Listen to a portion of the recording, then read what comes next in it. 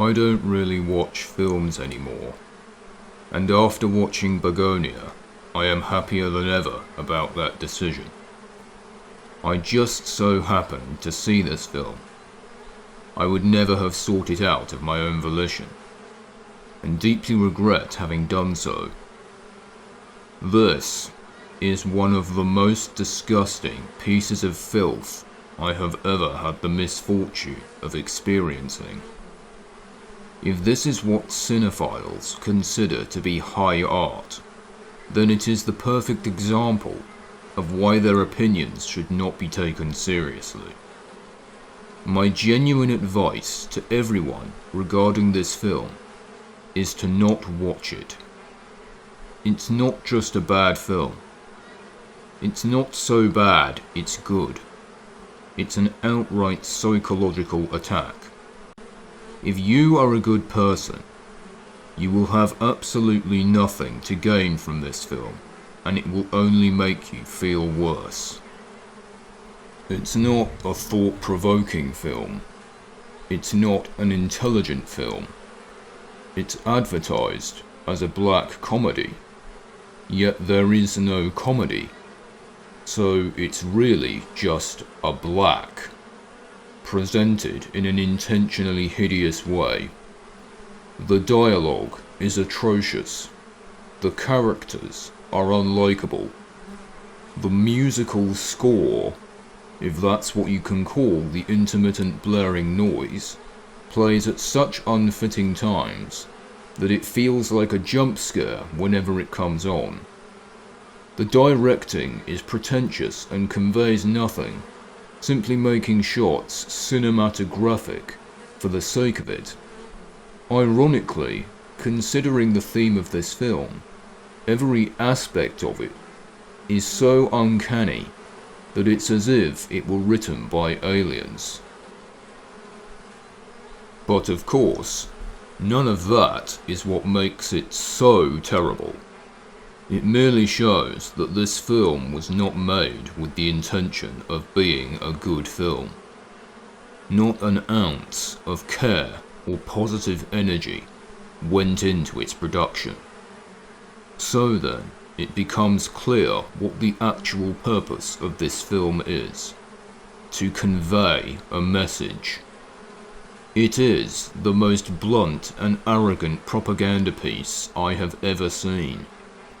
Propaganda can be used to present ideas in a positive way. In this case, however, it is fueled entirely by spite, designed to antagonize, belittle, and upset the viewer. This is why I ask that you do not watch the film, because simply by doing so, you are playing into the creator's hands. There are two ways you can review the story of this film, depending on how you interpret the ending, so I will do both, as I hate it either way. I'll start with what I believe was the intended interpretation. The plot is exceedingly simple. The main character, Teddy, convinces his cousin Dom to help him kidnap a female CEO, Fuller, who he believes is an alien using chemicals to slowly kill off life on Earth. After the successful kidnapping, nothing of actual importance happens for the whole film until the end, where Teddy and Dom die and Fuller gets away with everything. The film is extremely unsubtle with its themes, all of which it outright names without any allegory. Conspiracy theories are the result of echo chambers. Conspiracy theorists are unserious people who are coping with past trauma by indulging in fantasy. Corporations are your friend and you're just too stupid to see it. Humans are evil and the world will be better off without them. This film does not profess the ideology of the left wing nor the right wing. It opposes and derides both. Instead, it professes the ideology of the elite class. This is a film by and for the 1%. If you are not part of that group, You are the punchline of this film. Bugonia employs the classic propaganda method of negative association. By merely associating an idea with a morally bankrupt, irredeemable character, the validity of an idea is degraded without ever needing to address the logic behind it. The intent is so that when the average person hears a certain argument, if that argument is associated with an evil person in their head, they will instinctively be disgusted by it and reject it. In this case, the evil person is Teddy. He is presented as a crazy conspiracy theorist, and despite being the protagonist, it's made quite clear that we are at no point supposed to support or sympathize with him. He espouses a wide variety of topical ideas throughout the film, such as manipulation of sex drive as a method of control, destabilization through atomization, corporations poisoning people and the environment with their products, inhumane treatment of the common worker, distrust of mainstream media and of quote-unquote experts, and so on. He states that he had previously been part of various extremist movements on both the right and the left. At the same time, Teddy is such an absurd caricature that it completely devalues everything he says. Whatever points he raises will be subconsciously hand-waved by the audience as the ramblings of a lunatic, as is the film's intent. It does this by showing him to be an impotent, sociopathic moron, warped by tragedies inflicted upon him and blinded to the truth. Had he made use of Hanlon's razor in his everyday life, he would have recovered and become a normal person. That is what they want you to take away from his character. I'll go through the 3 ways that Teddy's character is assassinated.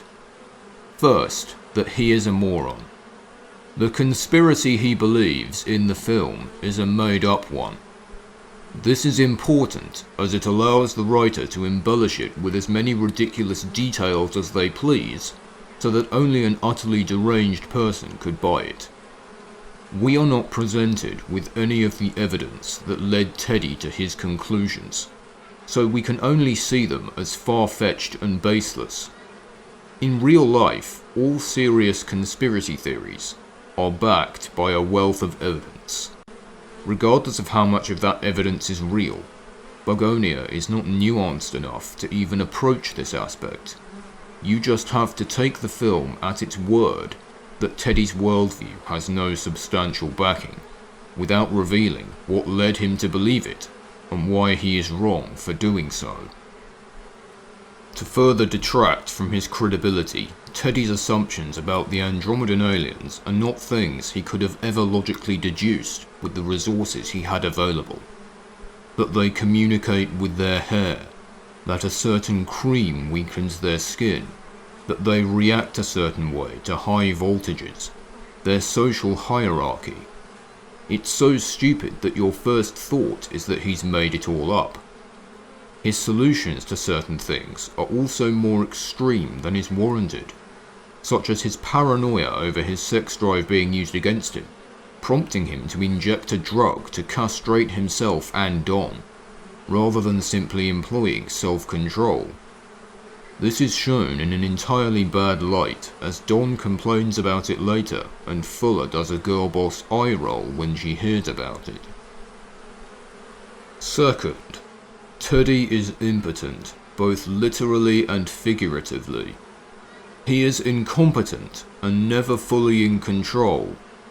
He does not come off as remotely knowledgeable about the matters he obsesses over, and his temperament is that of a Saturday morning cartoon villain. Nobody wants to see themselves in Teddy. It's the opposite. Rather than you saying, "He's literally me," this film tries to say, "You are literally him." so he is a very unpleasant character to watch. His humiliation begins with his very nearly botched kidnap attempt, where he gets overpowered by a slender woman whose strength comes from running on a treadmill and doing basic self-defense training. He tries to pepper spray the back of her head while swearing in panic. She wrestles away from him twice and is set to escape, but luckily he managed to inject her with a sedative. Why he didn't do that from the beginning is a mystery, but the film is inundated with such basic plot holes.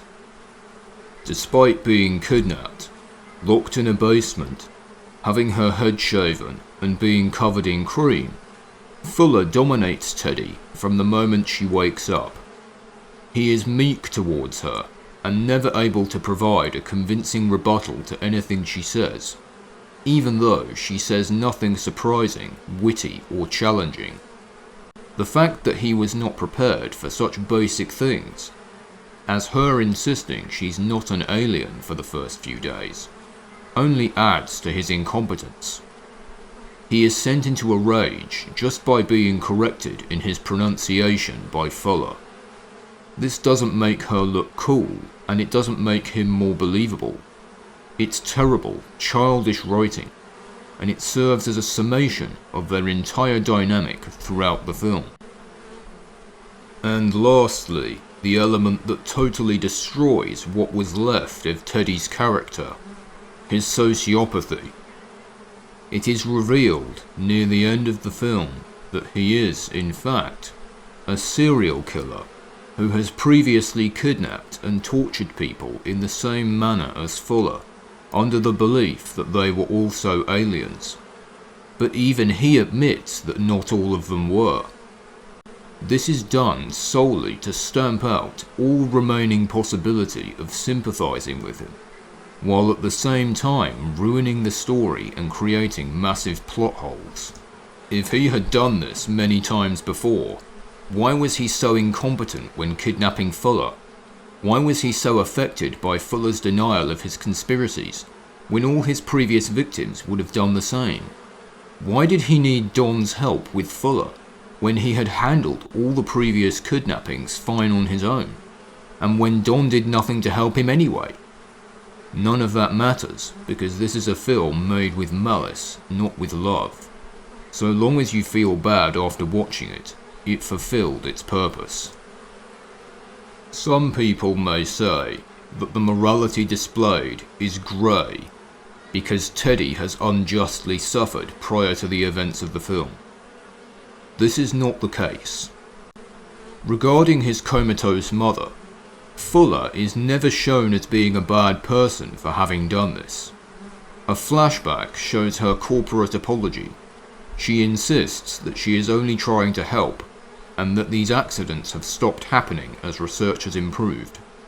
Similarly, she debunks Teddy's claim about the bees dying by citing recent studies.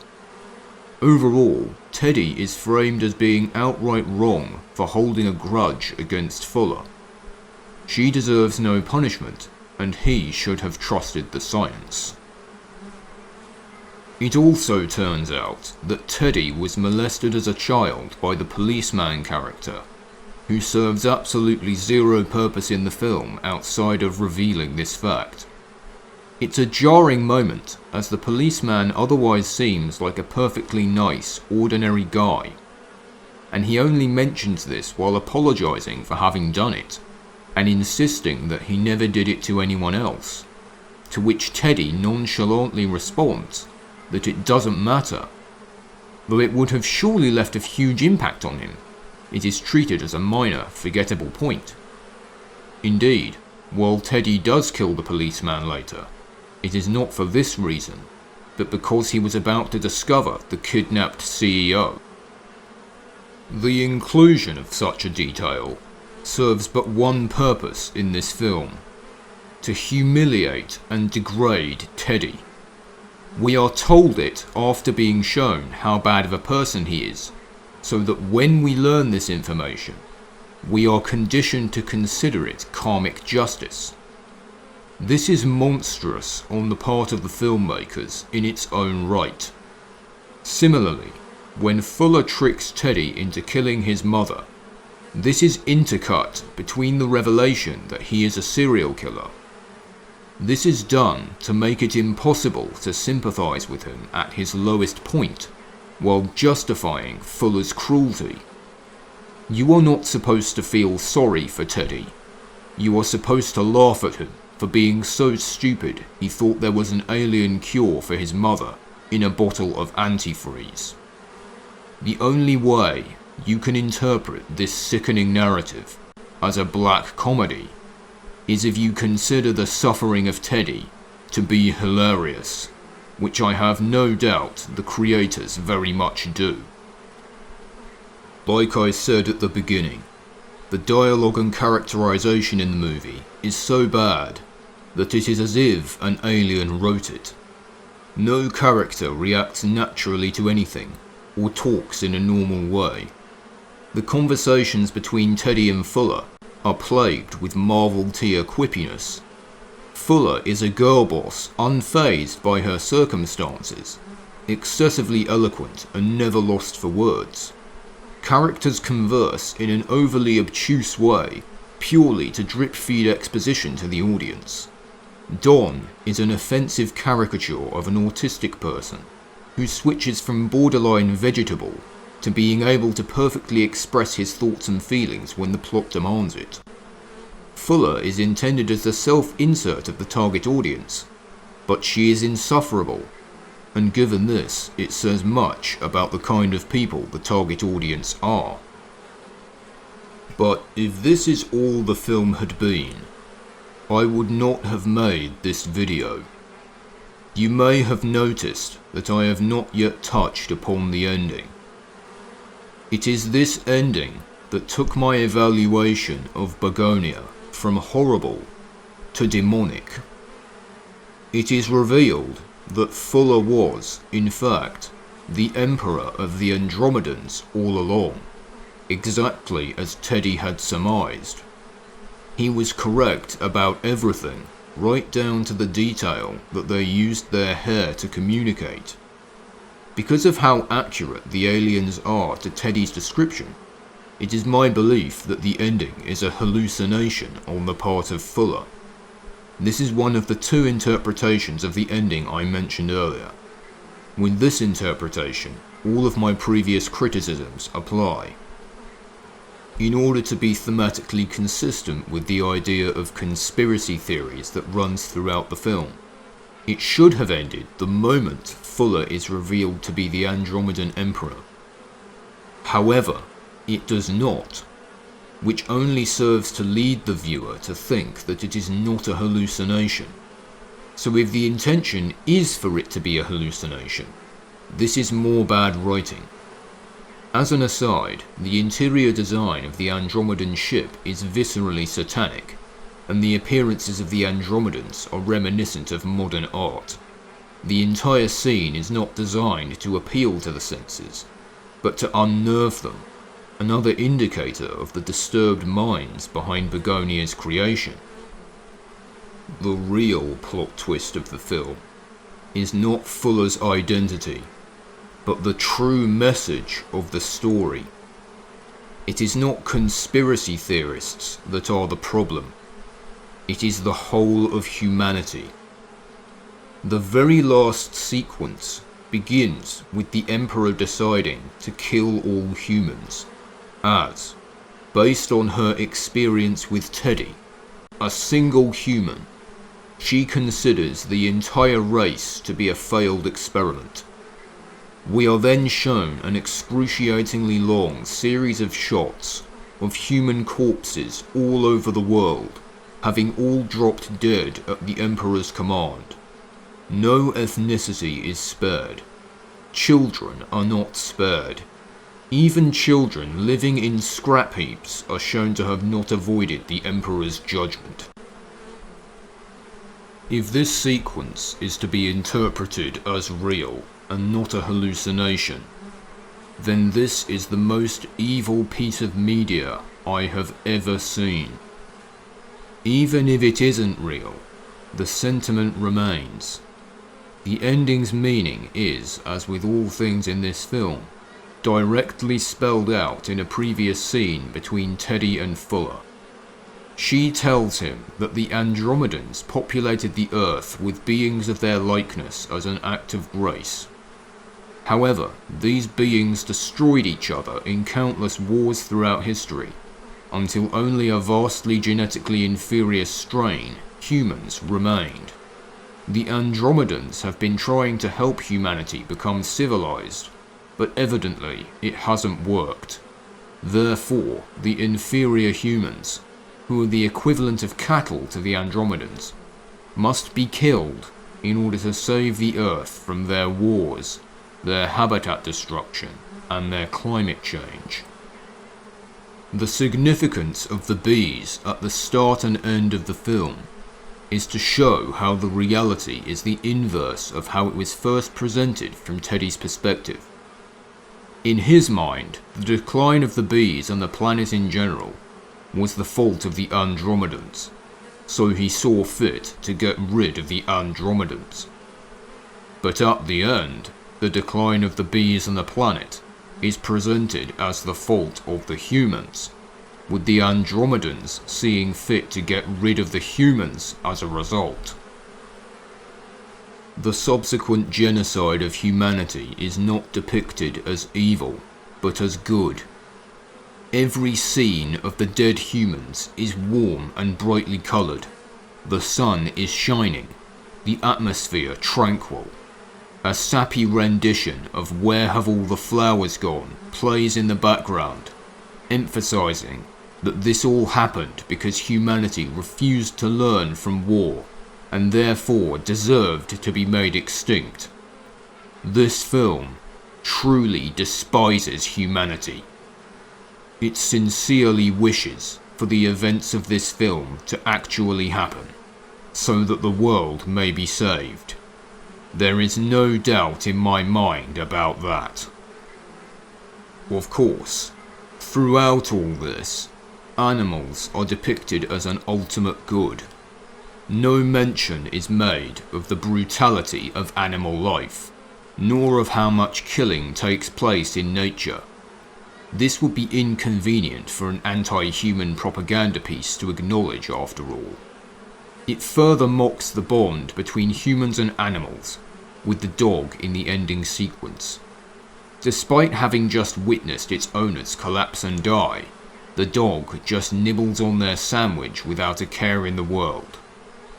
I myself am not fond of dogs, but I would expect any dog lover to be absolutely outraged at this portrayal, at the implication that dogs have no attachment or feelings towards their human companions. The film wants us to believe that no animal could truly love us and would all easily move on without us.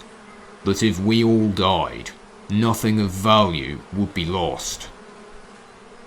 You may think that perhaps the film is not projecting an ideological goal, but rather giving a warning that if we act like Teddy, this will happen. But that isn't true either. Teddy was not responsible for any wars, nor for the destruction of the environment. The reasons given for humanity's failure were already set in stone. Teddy himself did nothing wrong. He wasn't crazy, he did have everything figured out, and from his perspective, acting upon it was unquestionably the right thing to do. But none of that matters because the viewer has already been conditioned to see him as a bad person. A generally good indicator for how well-meaning a film with such dark themes as this is are what virtuous aspects of humanity it displays. Teddy is the embodiment of humanity's evil. Fuller is not human. So where can we find a role model for ourselves in Bugonia? That would be the character of Don. Don is never supportive of Teddy's plans and only goes along with it because, in his words, he has nothing else. We are supposed to see him as pure and innocent, He even saves Fuller's life at one point in the film. And what is it that Don does to conclude his character arc? He kills himself. The embodiment of humanity's goodness, opposing Teddy's evil, performs a noble suicide. This is the message of the film. That if you are a good human, you should realize that our only form of atonement, the most virtuous thing we can do, is to destroy ourselves. But it doesn't stop there. In the same way that Teddy and Don are representatives of a part of humanity, so too is Fuller. The Andromedans are who this film was made by and for. The elites. The corporate leaders, the so-called experts, the heads of state. The people living lives of luxury in the shadows. The people who see us common folk as no more than livestock. The people who consider themselves so enlightened, their bloodline so sacred, that they have effectively transcended the label of human. These are the people the Andromedans represent. And through Bugonia, under the pretense of entertainment, they are laughing in our faces. Bugonia depicts their ideology, their religion, their vision of rapture as they desire it. We can see how they have been working to make this a reality through the development of AI to erase the need for human labour and the engineering of global civilizational collapse. The ending of Bugonia is the future they wish to bring about, and their plans to do so have progressed so far along that they feel comfortable showing us their intentions outright. Oh, but look at me talking about such wild conspiracy theories. I should know better. I don't want to be like that incompetent fool Teddy, would I? Fuller was right. Nothing is connected. Nobody is making plans. It's all just a coincidence. I'm just seeing things. It's because I'm mentally ill. It's because I was molested. It's because I need to go to therapy and get prescribed a dozen different pills to keep me docile and compliant while recognizing that everything in my life is my fault and I should never come to any conclusion that would implicate anyone in a position of power. My rulers have my best interests in mind, and if I can't see that, it's because I am an ignorant golem who is in no place to question his genetic superiors. I love Big Brother. So when I see a film telling me that humans are a scourge on the earth, and that the most noble thing you can do as a human is to kill yourself, then showing the world finally at peace, perhaps even a state of utopia, once all the humans are dead, I should think nothing of it. And that is exactly what everyone did with Bugonia.